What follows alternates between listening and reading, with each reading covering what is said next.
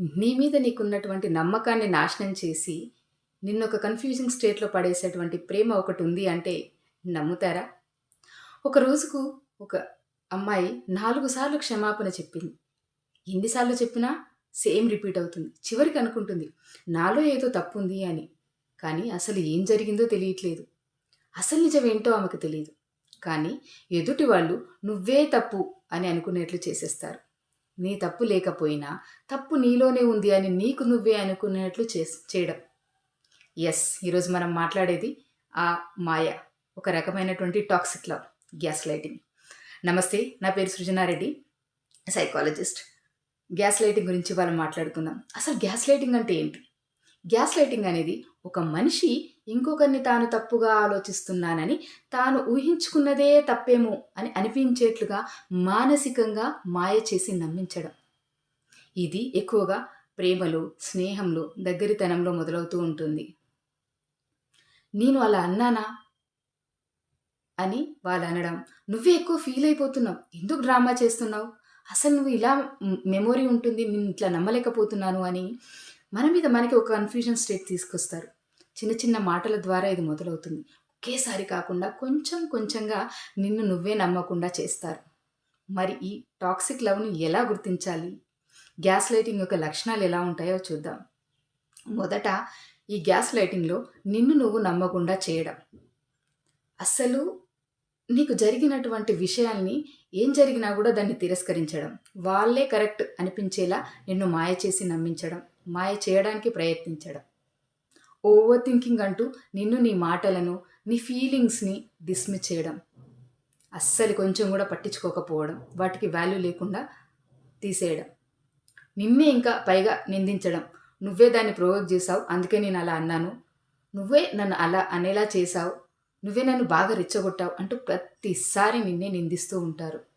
నిందించడం చేస్తూ ఉంటారు. ఒక రియల్ లైఫ్ ఎగ్జాంపుల్ చేద్దాం. ఒక అమ్మాయి పేరు సంథింగ్ శృతి అని అనుకుందాం. ఆ అమ్మాయి తన ఫీలింగ్స్‌ని ఎక్స్‌ప్రెస్ చేస్తూ ఉంది.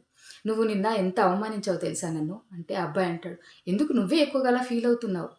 ఒక ఆర్గ్యుమెంట్ అయిన తర్వాత చివరికి ఆ అమ్మాయి, ఒకవేళ నిజంగా నా ఫీలింగ్స్ తప్పాయా, నేనేమన్నా ఎక్కువగా ఆలోచిస్తున్నానా అని ఆ అమ్మాయి మీద ఆ అమ్మాయి నమ్మకం కోల్పోయి తను కన్ఫర్మ్ చేసుకుంటుంది, ఏమో నేను ఎక్కువ ఫీల్ అవుతున్నానేమో అని.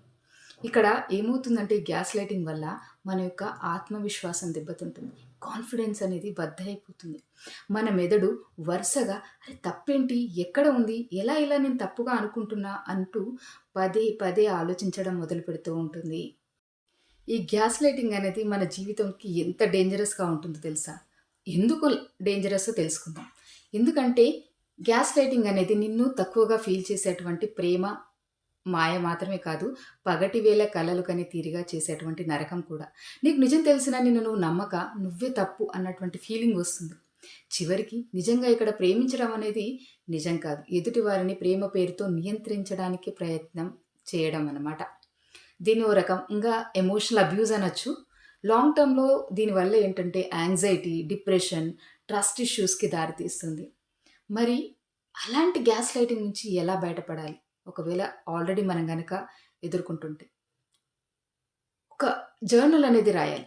నిజంగా మనకసలు ఏం జరిగింది? ఏం జరుగుతుంది? మీరెలా ఫీల్ అవుతున్నారో అనేది రాసుకోండి. లేదంటే ఒక క్లోజ్ ఫ్రెండ్ తోటి కానీ, లేదంటే థెరపిస్ట్ తోటి కానీ మాట్లాడండి.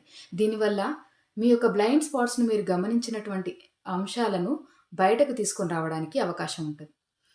మిమ్మల్ని మీరు ఒక ప్రశ్న ఏసుకోండి. Is this love or control? మిమ్మల్ని మీరు పదే పదే అడగండి. మీ రియల్ సెల్ఫ్‌తో మాట్లాడి మిమ్మల్ని దానికి ఆన్సర్ కనుక్కునేటువంటి ప్రయత్నం చేయండి. ఒకవేళ రిపీటెడ్ ప్యాటర్న్స్ అనేది ఉంటే రికగ్నైజ్ చేసి వాటిని గమనించి మీ మీద మీరు నమ్మకాన్ని పెంచుకోండి. ఒకవేళ దాని నుంచి సెల్ఫ్ హీలింగ్ ఎలా మొదలుపెట్టాలి? మీ యొక్క గట్ ఫీలింగ్‌ని ఎప్పుడు కూడా తిరస్కరించొద్దు. దాన్ని నమ్మాలి.